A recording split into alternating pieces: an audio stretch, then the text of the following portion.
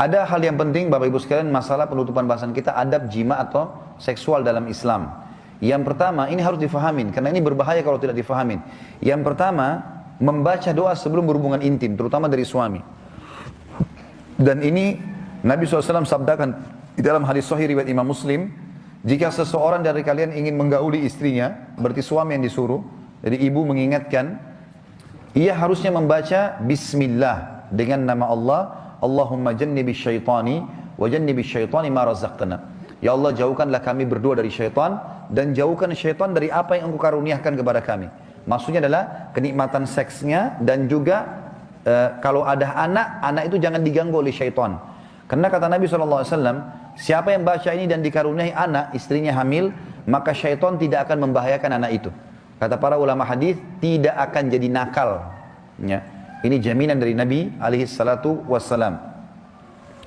Kemudian juga dalam masalah biologis ini, harusnya seseorang memulainya dengan cumbuan. Dan ini bukan aib untuk dibahas dalam agama, karena ini hadis sahih, di mana Nabi SAW mengatakan, bukan golongan kami yang tidak mencumbui sebelum bersetubuh. Gitu kan?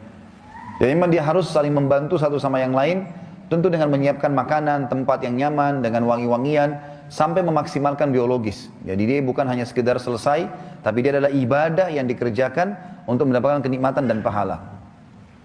Kemudian juga tidak boleh menggauli istri dari dubur. Tidak boleh juga menggauli kemaluan pada saat haid dan nifas. Sesuai dengan sabda Nabi SAW, hadis sahih riwayat Ahmad, Abu Dawud dan Nasai, terlaknat, artinya diangkat berkah hidupnya, siapapun yang menggauli istrinya melalui dubur. Dan mohon maaf Bapak Ibu sekalian, karena biasanya banyak orang di antara kita belajar biologis dari film porno. Ini nggak benar. Karena orang-orang non-muslim mengajarkan tata cara mereka, bukan tata cara kita. Dubur nggak boleh. Dan Bapak Ibu perlu tahu, penyakit HIV ditemukan pertama kali justru karena berasal dari kemaluan laki-laki yang tersentuh kepada dubur. Ya. Dan ini penyakitnya dari situ. Tempat keluarnya tinja, bukan untuk menikmati biologis. Maka harus hati-hati. Di sini dilaknatnya, diangkat berkah hidupnya. Dalam hadis yang lain kata Nabi SAW, Allah tidak akan melihat siapapun suami yang menggauli istrinya dari duburnya. Juga dalam hadis yang lain, itu hadis sahih riwayat Ahmad Ibnu Majah. Hadis sahih yang lain juga hadis riwayat Tirmidzi, Ibnu Majah dan Abu Dawud, barang siapa yang menggauli istrinya yang sedang haid atau dari duburnya, juga mendatangi dan mempercayai dukun, sungguh ia telah kafir terhadap apa yang diturunkan kepada Muhammad sallallahu alaihi wasallam. Jadi kalau lagi haid, Bapak Ibu sekalian, tidak boleh meletakkan kemaluan di kemaluan karena itu berbahaya. Dan itu darah kotor.